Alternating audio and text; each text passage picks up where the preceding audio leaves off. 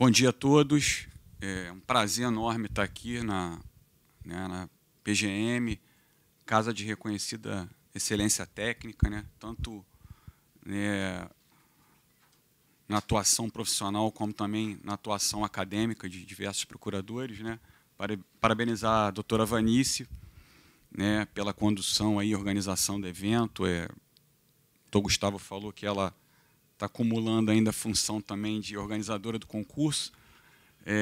Sei que não é fácil, porque a gente está organizando alguns eventos na Procuradoria.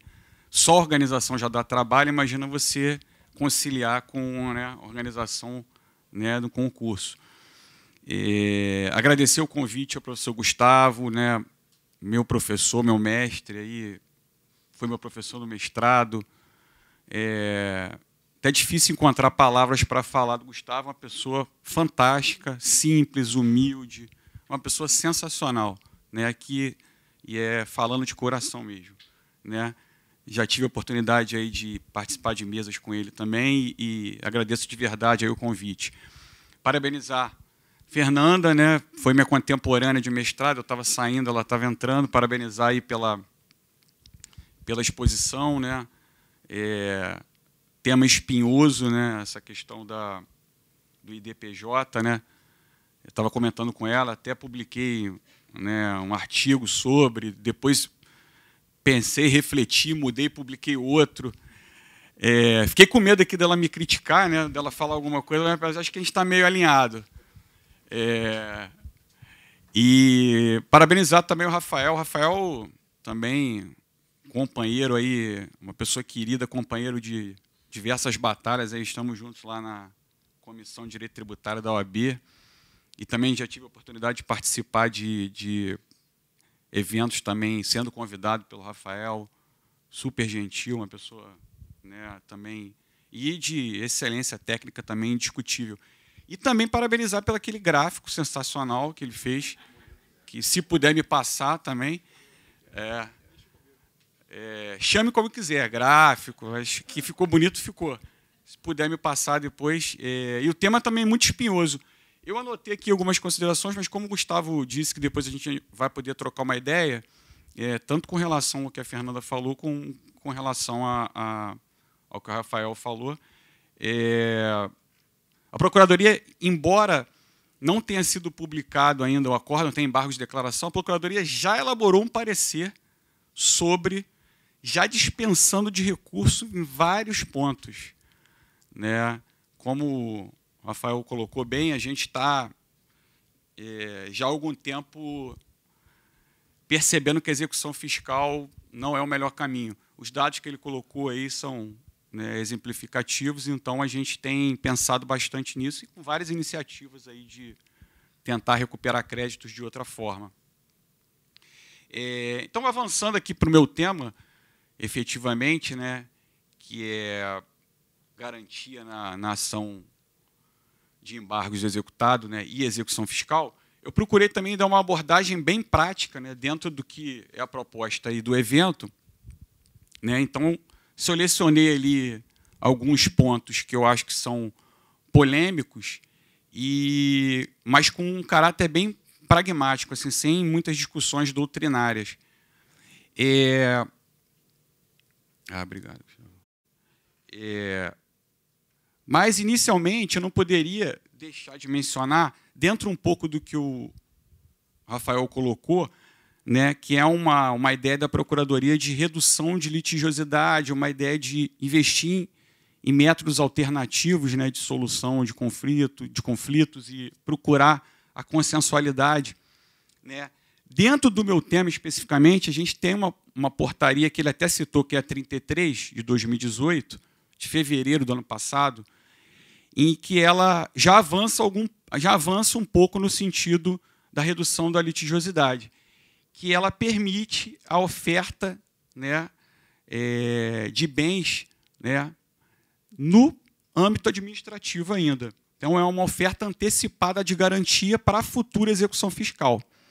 Então, o devedor ele é notificado notificado para pagar isso em âmbito administrativo, e ele vai lá e oferece a garantia, evitando aquele processo que todos nós conhecemos né? Anteriormente era aquela cautelar de oferecimento de garantia, né? Agora, com o novo código, a gente não vai chamar mais de cautelar. Mas, enfim, naquele período que permeava entre a inscrição endividativa e o ajuizamento de execução fiscal. Então, o devedor precisava, às vezes, de certidão, né, para participar de uma licitação ou outro motivo, e ele se via premido, né, ali em ajuizar uma cautelar para oferecer a garantia para conseguir uma certidão de regularidade fiscal. Essa portaria, então, ela avança nesse sentido porque ela permite esse oferecimento de garantia na fase administrativa. Então, ela evita, né, alguns procedimentos como protesto, inscrição no CADIM e outros órgãos, e possibilita, né, ao devedor já conseguir uma certidão de regularidade fiscal. Então, vejam, é um avanço, eu acho, aqui no sentido de redução de litigiosidade, né, sem dúvida nenhuma.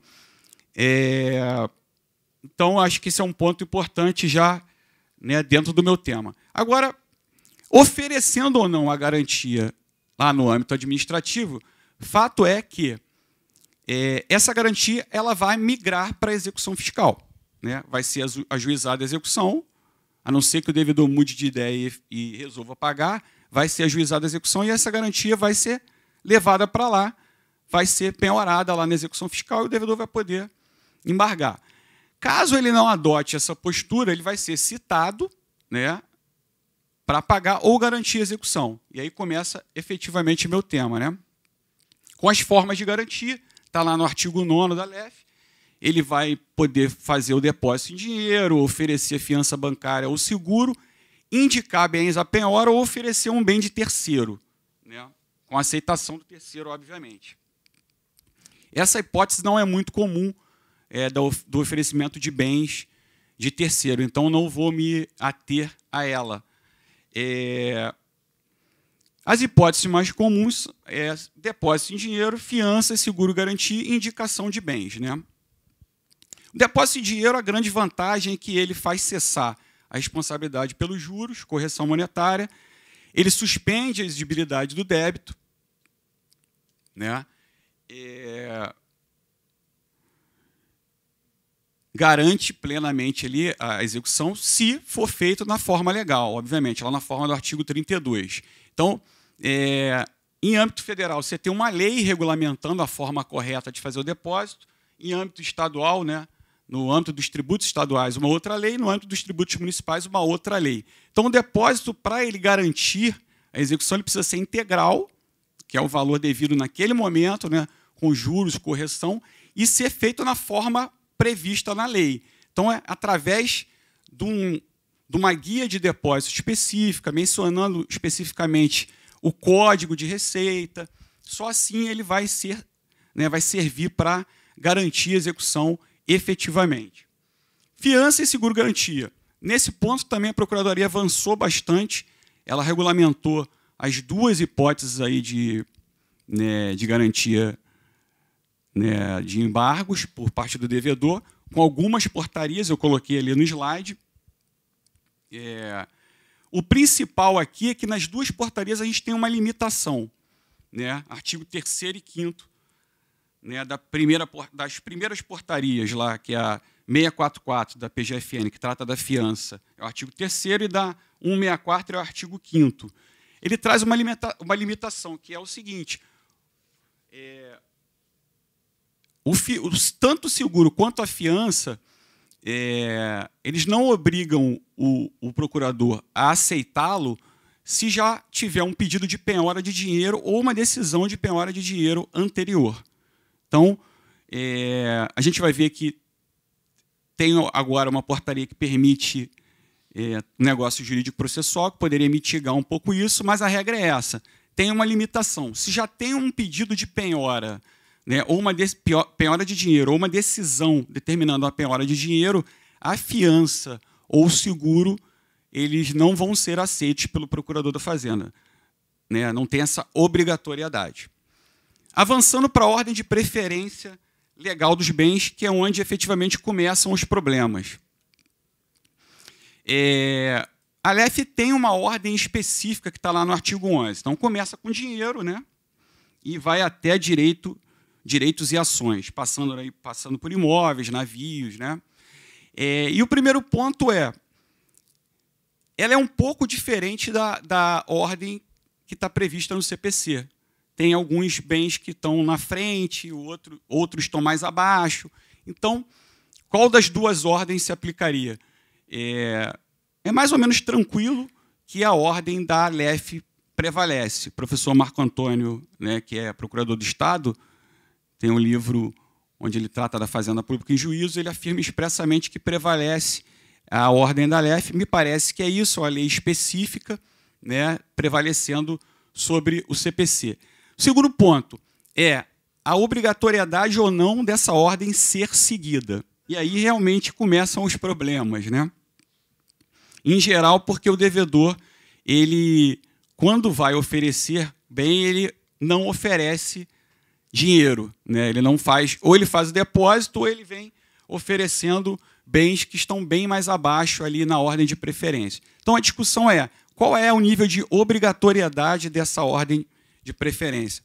O professor Mauro Luiz vai estar aqui à tarde falando, né, e ele tem um livro que trata de processo judicial tributário, e ele é peremptório dizendo, olha, é obrigatória, deve ser seguido, exceto se existirem fundamentos ali para você, no caso concreto, afastar a ordem de preferência. O que é muito comum é que os devedores alegam, né, de forma genérica, o princípio da menor onerosidade. E o que vem prevalecendo atualmente é que a simples alegação desse princípio não é suficiente para afastar a regra do artigo 11. Até porque a execução se processa no interesse do credor. É o que tem prevalecido na jurisprudência. Eu trouxe aqui um julgado do STJ, lá na sistemática do 543C, onde fica claro, né, que o devedor ele precisa trazer elementos concretos para afastar a ordem do artigo 11. Não basta alegar de forma genérica a menor onerosidade. Né? Então, cumpre o executado nomear bens a penhora observada a ordem legal. É dele o ônus de comprovar a imperiosa necessidade de afastá-la. Né? Não se mostrando suficiente a mera invocação genérica do artigo 620. Bom, a ordem lá do artigo 11, não por acaso, está estabelecida daquela forma. Se vocês atentarem, olharem com cuidado, vão ver que no topo estão os bens com maior liquidez. Né? Então, se justifica o cumprimento, a obrigatoriedade do cumprimento daquela ordem justamente por isso. Você precisa de bens com maior liquidez e facilidade de alienação. Né? Até porque o fim da execução fiscal em regra, a satisfação do credor. Né? A execução, como disse, se processa no interesse do credor. E, além disso, o credor também tem, né, direito a duração razoável do processo executivo. Né? Então, em regra, deve ser cumprida, né, aquela ordem estabelecida pelo artigo 11.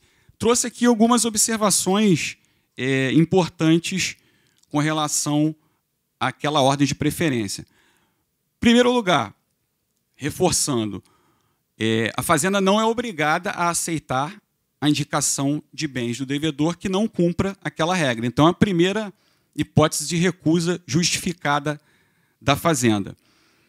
Um segundo ponto, já bem de ordem prática, é a nomeação, a indicação de títulos da dívida agrária, né, que são títulos da dívida pública, estariam lá na ordem do artigo 11, mas são títulos que não têm cotação em bolsa e são de difícil alienação. Por isso, o STJ considera legítima a recusa por parte da Fazenda. Assim como aquelas obrigações ao portador da Eletrobras. Também é um título de difícil alienação que justifica a recusa por parte da Fazenda. Pedras e metais preciosos também está lá na ordem, mas o STJ tem considerado legítima a recusa da Fazenda, principalmente quando há dúvidas quanto à autenticidade, né? E também por conta da dificuldade de alienação. Imóveis situados em local diferente de onde tramita a execução, né? Também é uma situação que torna difícil a avaliação dos imóveis, né, e dificulta também a alienação. Imaginem, por exemplo, uma execução tramitando no Rio, o devedor indicando, né, um imóvel situado lá em Macapá. Né? Isso torna difícil para o credor avaliar, ter certeza daquela avaliação e que a execução, que a alienação, né, seja frutífera. Então, a STJ também considera justa essa recusa. Precatórios também é um ponto interessante. Muitas vezes os executados indicam precatórios. Os precatórios, aí os executados indicam sob o fundamento de que seria dinheiro. Né? A STJ já sedimentou que, olha, pode se indicar, a Fazenda vai analisar. Não é dinheiro, equivale a direitos e ações, ou seja, está lá no final da lista. E uma última observação aqui quanto à indicação de bens é a penhora de sede da empresa, né, de estabelecimento, e a penhora de faturamento, que também são consideradas possíveis, mas em hipóteses excepcionais. Eu coloquei aí os dois julgados do STJ que exemplificam isso.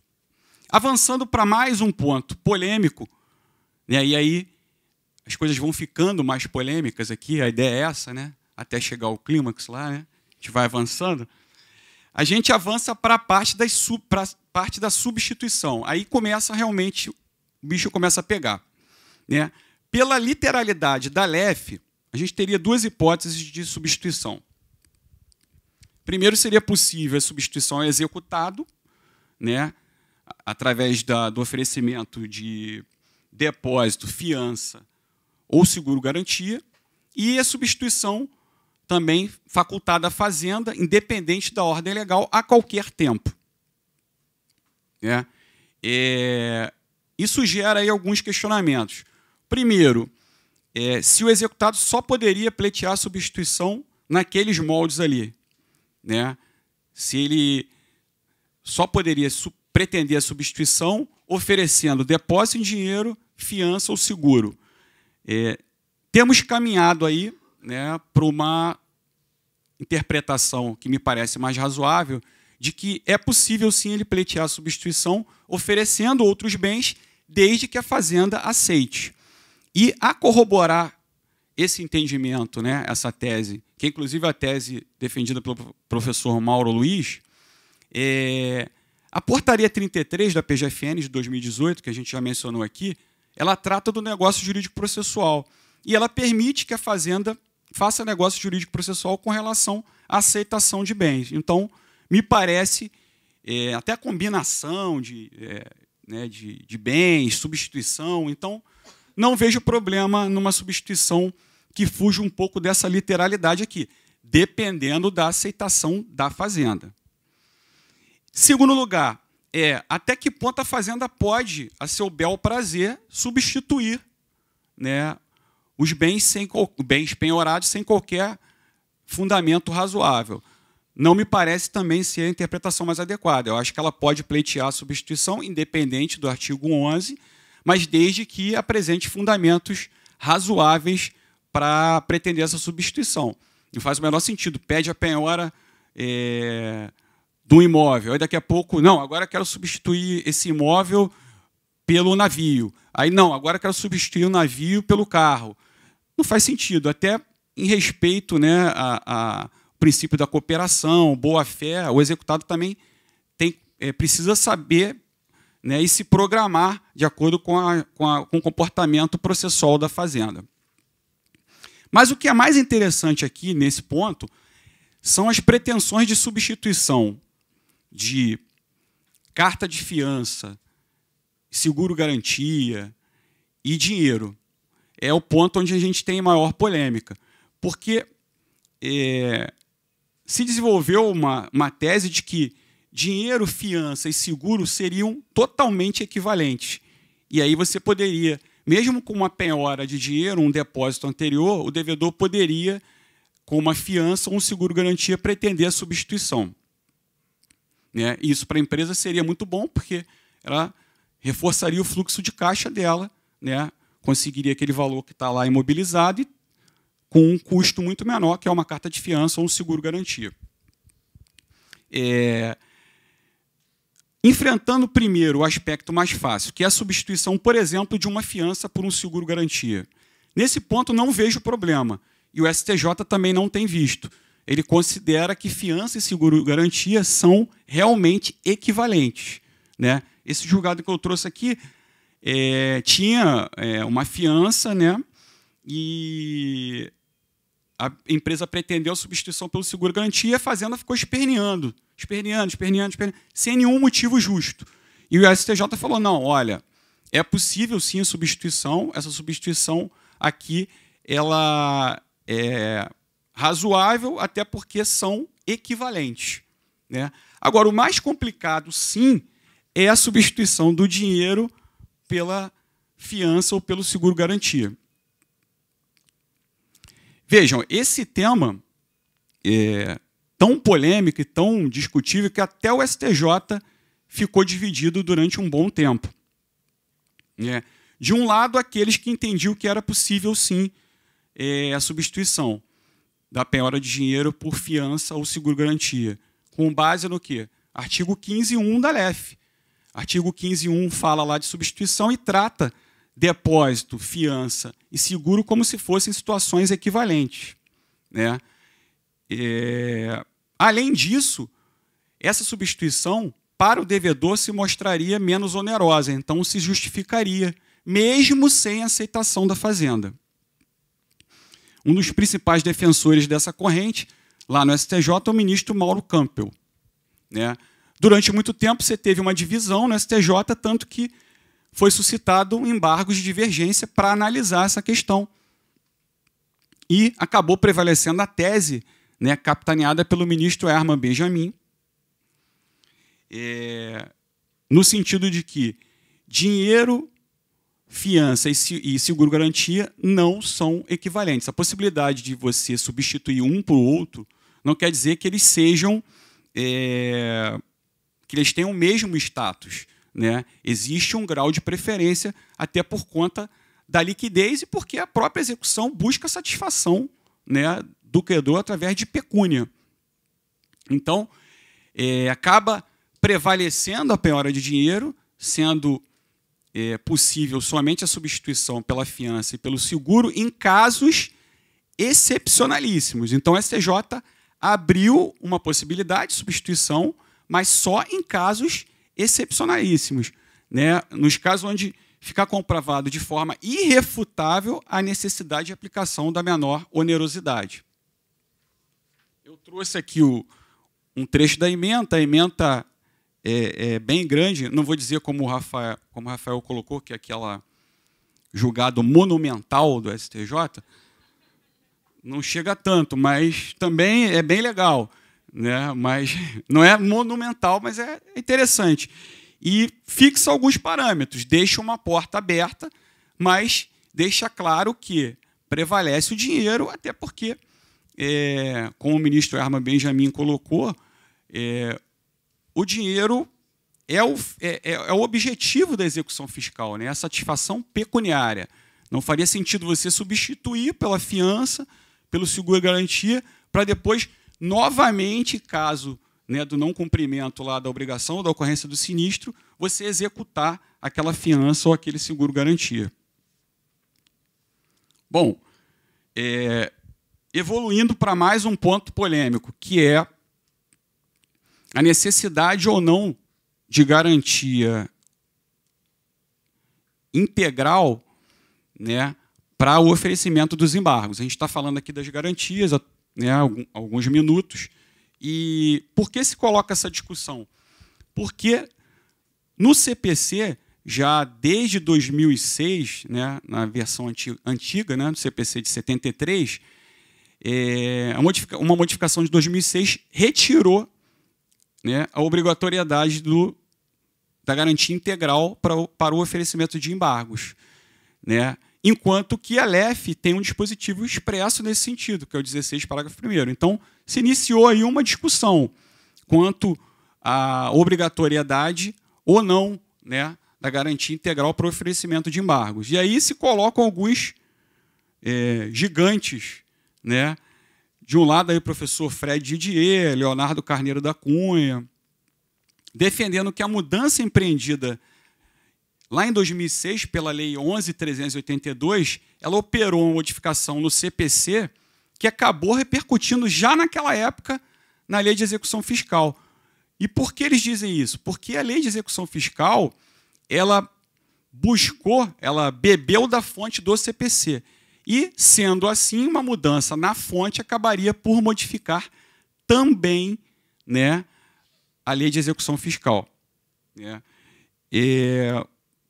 Do outro lado, outros gigantes, aí, professor Marco Antônio, procurador do Estado, professora Rita Dias, que é a PFN, professor Leandro Paulsen, né, e outros, e a própria jurisprudência também tem se posicionado nesse sentido, é que a LF é a norma especial e acaba prevalecendo sobre o CPC. Além disso, os embargos não são um meio único de defesa do devedor. Ele pode optar, por exemplo, por uma ação anulatória. Então, não dá para dizer que ele, sem a garantia integral, ele fica sem acesso ao judiciário. Isso não é uma afirmação totalmente correta. E, além disso, a presunção de certeza e liquidez da CDA.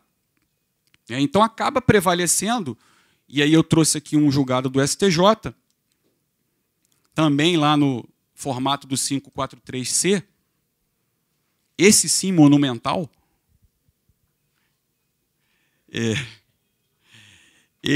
aqui ele fala, aqui do ministro Mauro Campbell, e deixa claro que permanece, né, mas aqui ainda sob a vigência do CPC anterior, mas que permanece a necessidade de garantia integral para o oferecimento dos embargos. E de lambuja, ele fala aqui também da suspensão ou não da execução com o oferecimento dos embargos, né, que é uma discussão também que se colocava, que se coloca ainda, que é a suspensão, tão só o oferecimento tão só de embargos do executado é suficiente para suspender a execução fiscal, uma discussão que se colocou, e o STJ aqui disse, olha, não é suficiente, é preciso a garantia integral, né, plausibilidade, né, do direito discutido e o perigo in mora, ali, o perigo da demora. Então, ele resolve duas questões aqui numa tacada só. Porém, o STJ tem feito uma pontuação interessante, que é com relação ao hipossuficiente. Né? No caso do hipossuficiente, que é esse outro julgado, o STJ garante ao hipossuficiente, sim, a possibilidade de oferecer embargos sem a garantia integral. Né? Então, ele mitiga a obrigatoriedade no caso da comprovada hipossuficiência do executado. Eu acho bem razoável. E aí a Fazenda vai discutir lá se o executado é ou não hipossuficiente, se ela encontrar bens, ela pode, né, trazer aos autos e pedir a penhora.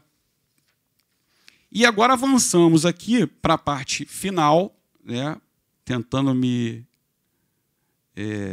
manter aqui religiosamente preso ao tempo que me foi concedido, que eu acho que é a parte que tem despertado a maior polêmica, que é a possibilidade de liquidação antecipada de carta de fiança e seguro-garantia na pendência, né, de recurso sem efeito suspensivo. Então, o que acontece? Explicando de forma bem simples, né? A gente tem milhares de execuções hoje garantidas com seguro-garantia e carta de fiança. Né? As estatísticas da Procuradoria demonstram que é o meio mais utilizado pelas empresas para a garantia dos débitos, porque tem um custo realmente para a empresa bem menor do que ela efetuar o depósito e ficar com aquele valor preso, né? Perder fluxo de caixa. A questão é, no momento que o processo avança e que você tem uma improcedência nos embargos do executado, né, e você vai ao tribunal, e no tribunal é mantida essa improcedência, por exemplo, e aí cabem só recursos, né, um recurso especial, extraordinário, talvez, é possível executar essa carta de fiança, né, é possível executar esse seguro-garantia? Tem uma pequena diferença entre os dois casos e eu vou explicar. Mas o principal argumento dos contribuintes olha, é uma providência de caráter irreversível. Eu vou ter que fazer o depósito, isso fere lá o princípio da menor onerosidade, vai me descapitalizar e vai ser irreversível, e a lei diz que o depósito só vai ser convertido em renda, transformado em pagamento definitivo ao final do processo. Então, isso não traria nenhum benefício para a Fazenda. São os dois principais argumentos, né? E o que a Fazenda tem dito e o que eu digo aqui a vocês? Em primeiro lugar, a providência não é de caráter irreversível. O que se pede ali para executar, na execução da carta de fiança e do seguro-garantia, é que seja intimada a instituição financeira ou a seguradora para que deposite o valor em favor do juízo. Então, o valor vai ficar depositado em favor do juízo, né? Ele não vai ser transformado em pagamento definitivo. Não tem nada de irreversível nessa providência. Ao final, se o executado se sagrar vencedor, ele levanta o valor corrigido, né? Nem tem história de precatório nem nada disso. Então, não é irreversível. Além disso, a súmula 317 do STJ diz que o cumprimento provisório da sentença impugnada por recurso desprovido de efeito suspensivo se faz da mesma forma que o cumprimento definitivo. Só estabelece caução para os casos de levantamento de depósito, que não é o caso aqui, que o valor vai ficar depositado. Então, súmula do STJ diz, olha, cumprimento provisório, que é um pouco do que a gente está vendo aqui, se faz da mesma forma do cumprimento definitivo, nos casos de recurso sem efeito suspensivo. Terceiro ponto, né? É evidente que a Fazenda tem interesse e que tem um proveito prático com isso, né? Eu digo evidente, mas agora me corrijo, né? Talvez não seja tão evidente, muita gente não sabe disso. Como é que funciona, né, a operação dos depósitos em favor do juízo? Toda vez que um contribuinte faz um depósito em favor do juízo para garantir uma execução, e aqui é o que a gente pretende, que a seguradora seja intimada para depositar, né, que a instituição bancária seja intimada para depositar, aquele valor ele fica à disposição do juízo, mas ele imediatamente ele ingressa na conta única do Tesouro. Então, ele começa a poder ser utilizado pela União. Mas como é que pode isso? Pode. Tem operações contábeis que justificam isso, né? Tanto que depois, se o contribuinte vencer, ele é devolvido através de uma operação contábil ao contribuinte. Então, vejam, a União tem sim interesse, é evidente o proveito, porque o dinheiro ingressa na conta única do Tesouro e pode ser usado. A gente tem cartas de fiança de bilhões de reais, né? A gente tem uma carta de fiança aqui, né, obviamente eu não vou citar o nome da empresa, de 1,6 bilhões. É quase o orçamento, né, de alguns aí ministérios. Você imagina. Tudo bem, isso tem uma repercussão para a empresa? Tem, mas se essa empresa está oferecendo 1,6 bilhões de cartas de fiança, você imagina o tamanho da empresa, né? Eu não vou citar o nome aqui, mas imagine o tamanho. Mas, então, assim, é evidente que a Fazenda tem interesse nesse ingresso imediato porque ela vai usar o dinheiro. Ela vai usar.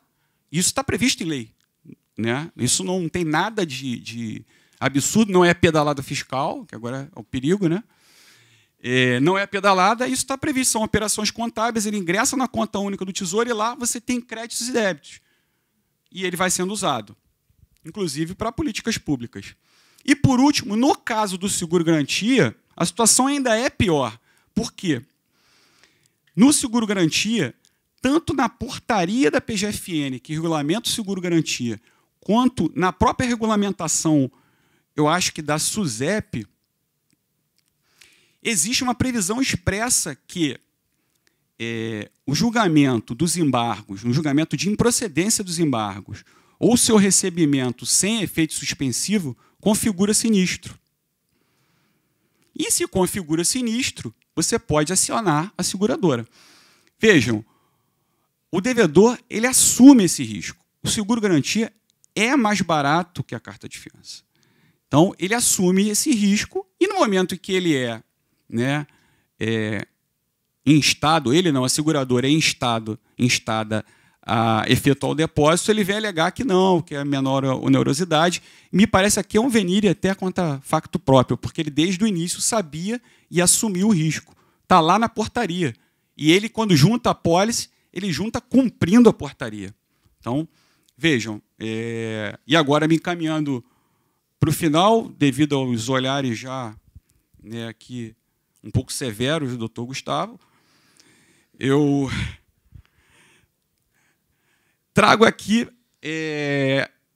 alguns julgados já mostrando o acolhimento da nossa tese. Embora isso já fosse possível, o STJ já chancelou de alguma forma, né, essa execução provisória, falou de carta de fiança, mas não diretamente. Aqui, nesses julgados, a gente tem alguns julgados do TRF da terceira região, eu trouxe um aqui. Trouxe um aqui do TRF2, onde aqui na ementa está claro que está lá na previsão da portaria o sinistro, e o julgado do STJ também falando lá de forma mais genérica, né, da possibilidade de execução provisória, porque aqui o executado tentava suspender lá com uma medida cautelar, alegando a possibilidade de execução da carta de fiança. E o STJ fala que é possível executar a carta de fiança, só não vai poder levantar o dinheiro, transformar em pagamento definitivo, mas é possível. Então, senhores, e aí agora encerrando de verdade, agradecendo mais uma vez o convite e parabenizando aí pelo evento, o que eu acho que fica do que a gente colocou aqui, que me parece que é preciso procurar as soluções consensuais. A gente viu aqui algumas polêmicas, a gente tem muitas outras envolvendo embargos de garantia. Como mencionei antes, a gente tem hoje uma portaria em nível federal possibilitando negócio jurídico processual, inclusive com relação às garantias.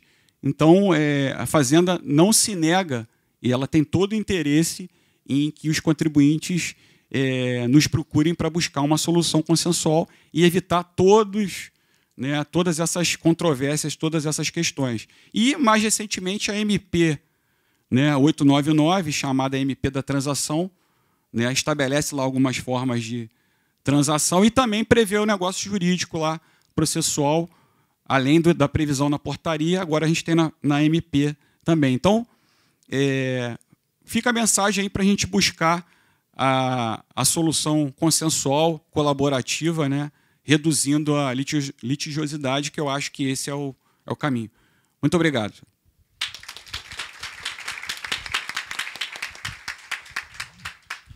Gilson, muito obrigado pela sua exposição, excelente. Trouxe aí as polêmicas e, repetindo o que eu falei nas outras palestras, o Gilson tocou na questão do negócio jurídico processual, vai ser objeto da mesa das 14 horas.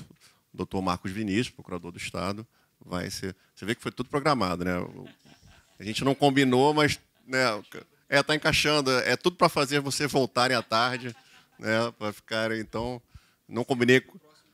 exato. Sem combinar, o negócio está saindo bem aqui, porque vocês estão sempre falando de um tema que vai voltar à tarde, então o negócio está indo muito bem. Muito obrigado, Gilson.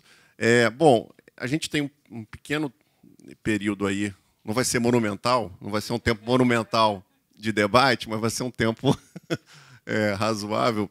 Acho que pelo menos uns 10 minutos a gente pode fazer, abrir para perguntas, mas primeiro eu vou abrir a possibilidade de alguém da mesa, se quiser fazer alguma ponderação sobre algum dos temas. O Gilson, acho que já está ali nervoso ali.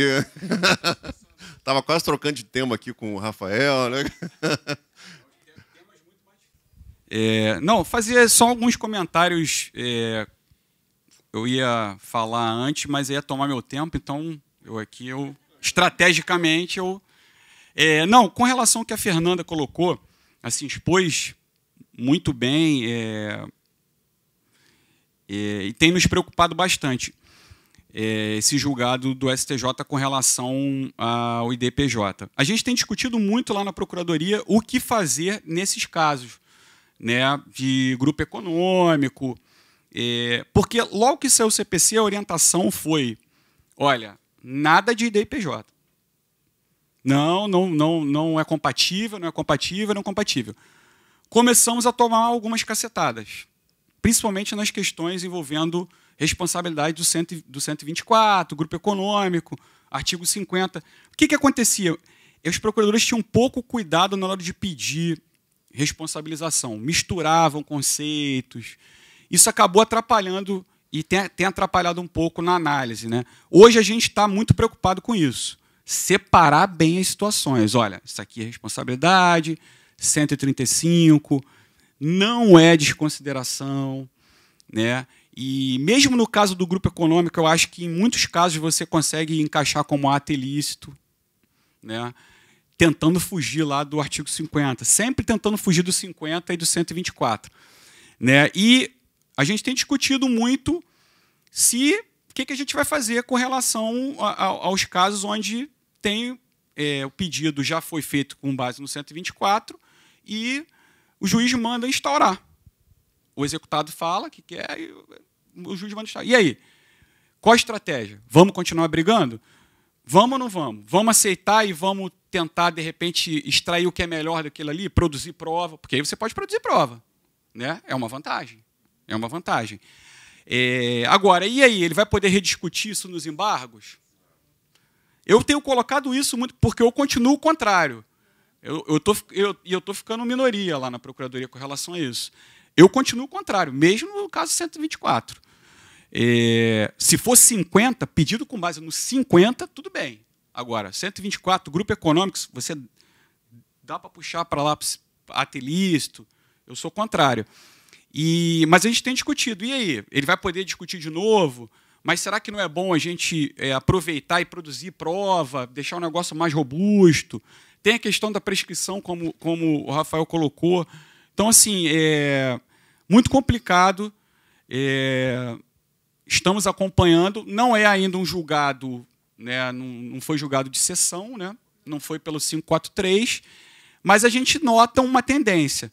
No TRF2, a gente continua ganhando. Mas, nos despachos, você já nota perguntas. Mas vem cá, e aquele julgado aí do STJ? Não, desembargador, aqui não aplica, não. Não, mas não aplica. Não, mas não aplica, meu. A gente também tem que jogar limpo. Não aplica, não aplica. Quando aplica, a gente finge que não entendeu a pergunta. Mas não aplica. Não, mas eles já estão interessados. Então, assim, vai começar a afetar os tribunais. E a gente não sabe ainda como... A gente está ainda discutindo institucionalmente qual a postura que a gente vai adotar. E com relação à prescrição intercorrente, como o Rafael colocou aí muito bem, né, de forma bem didática, dissecou, né, o julgado. Como eu falei, a gente já produziu um parecer porque a gente está cada vez menos investindo na execução fiscal. A gente tem um ajuizamento seletivo, como você colocou, a gente fez o rating, então a gente está com os devedores todos ranqueados, né? A gente está com Big Data, jurimetria, então a gente está investindo pesado em tecnologia para só ajuizar realmente que dá para recuperar. E vejam, a partir de 2016, que foi quando a gente virou essa chave, quando a gente usou um regime que a gente chama de RDCC, que arquivou milhares de execuções para buscar bens, e não encontramos, deixa aí no artigo 40, ou encontramos, vamos seguir. De 2016 para cá, cara, a recuperação aumentou quase 40%. Então, você arquivou processos e você aumentou a recuperação de crédito. Mas é uma coisa absurda, absurda. Então, assim, o caminho é esse. Né? Tanto que a gente já produziu o parecer para não ficar brigando. Não ficar brigando nessa questão da prescrição. Sabe de quanto era o valor desse processo que deu origem, que é o que a gente chama na Procuradoria do Djalma, é o Djalma o nome da parte, R$7 mil. R$7 mil. R$7 mil. gerou um monumento jurídico. Tem o lado bom. Mas você vê R$7.000, cara. Então, assim, com uma execução com um custo de 4 mil. Não vale a pena. Não vale a pena. Então, basicamente, essas colocações aí, mais dúvidas e reflexões do que propriamente conclusões. Obrigado, Gilson. Bom, a gente temos um pequeno tempo aí. Se alguém quiser fazer alguma pergunta, pois não.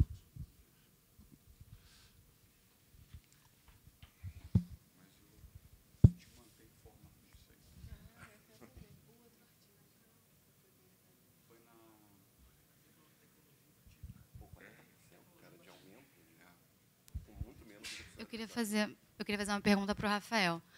É que você falou esse caso da possibilidade de ter o ajuizamento de uma execução fiscal, determinada citação, não chega a ter citação, o processo demora anos até ser declarada a prescrição intercorrente, e que teria aplicação da súmula 106. A minha dúvida e no caso, por exemplo, do município do Rio de Janeiro ou Niterói, em que tem aquele convênio, que eu não sei exatamente como é que funciona esse convênio, mas que, tendo esse convênio, não teria uma certa obrigação da Fazenda Pública agir para a citação do devedor? Oi, como é que é seu nome? Juliana. Juliana. Bom, eu também desconheço como é que funciona o convênio aqui do município, tampouco do município de Niterói. Mas o que ocorreu nesse caso concreto foi o seguinte. O Estado ele diligenciou para que houvesse a citação. Ele pediu a citação, deu o endereço correto da citação. O que o Estado não consegue fazer, substituindo o judiciário, a Fazenda Pública não conseguiria fazer nem se quisesse, seria digitar o mandado e mandar. Isso quem tem que fazer é a serventia. Infelizmente, o Código não permite que isso aconteça. Então, o Estado ficou aí no mato sem cachorro, digamos assim. Ele não tinha como cumprir aquela diligência e não tinha como,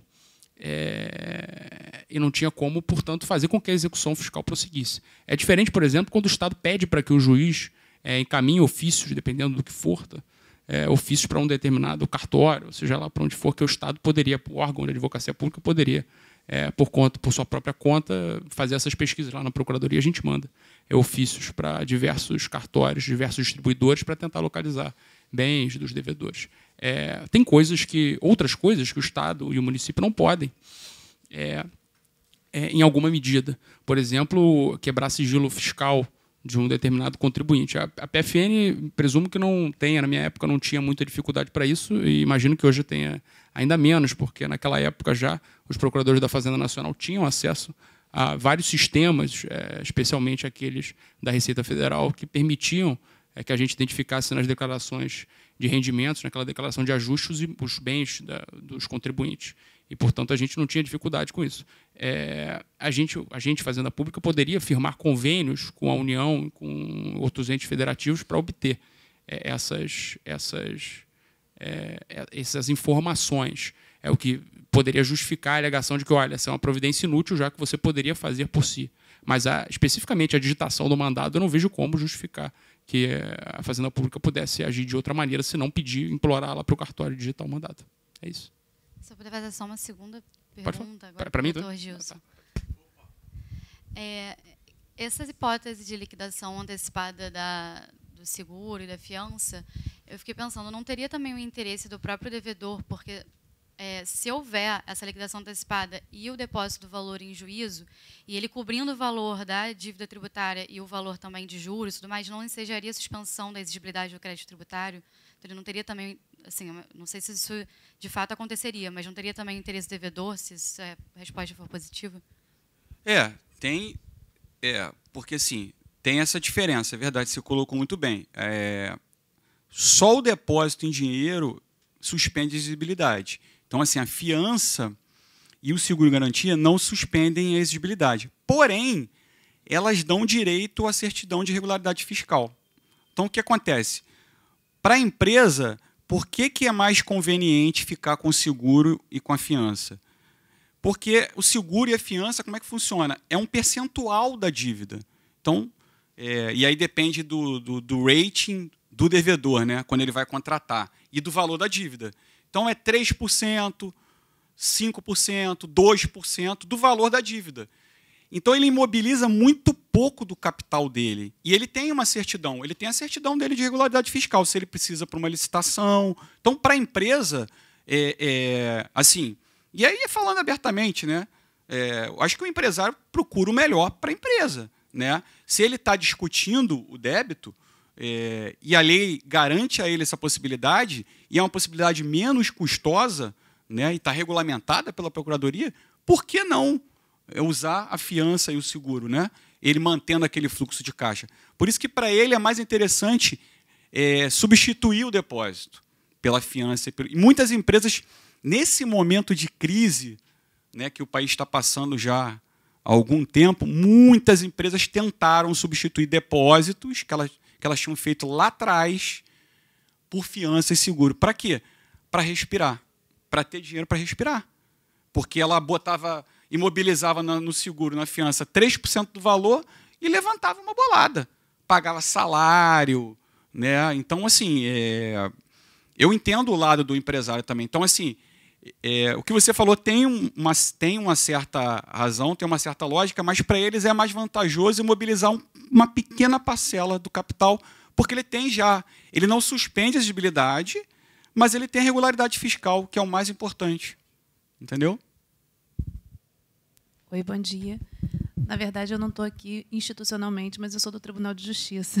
Então, eu queria até acrescentar uma questão que foi dita pelo Rafael, que ele mencionou os dados do CNJ, né, dos sem números, e só, assim, talvez agravando a situação, porque no Justiça em Números eles tratam dos dados do Brasil inteiro, dos tribunais estaduais. E, no caso do Tribunal de Justiça do Estado do Rio de Janeiro, como eu sou da Diretoria de Apoio aos Órgãos Jurisdicionais, que cuida da parte de estatística também, e também dos convênios.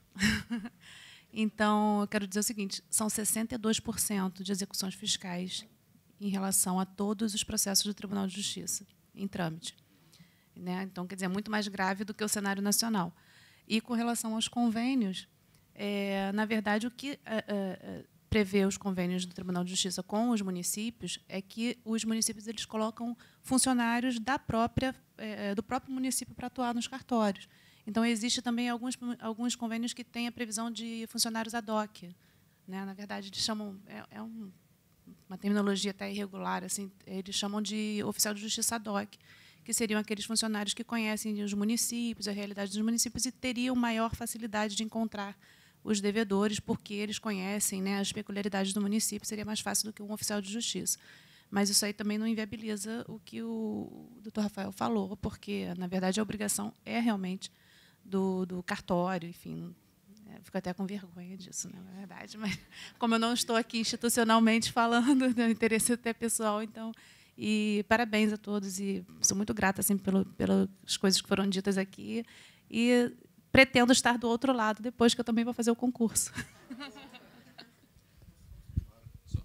Foi só um esclarecimento, pessoal, esse causo que eu contei aqui, ele não, de maneira nenhuma, foi uma crítica ao tribunal como instituição, tá?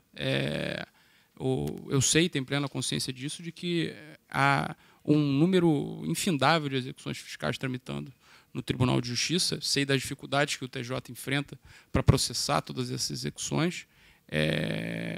Esse, de fato, foi um caso que aconteceu, mas, como instituição, eu reconheço que o Tribunal de Justiça, e isso não é segredo para ninguém, tem trabalhado em apoio à Procuradoria e em apoio também ao jurisdicionado de maneira geral, para tentar oferecer uma solução legal e constitucional e acorde com a jurisprudência para o problema das execuções fiscais, que é um problema de Estado, não de uma outra determinada pessoa.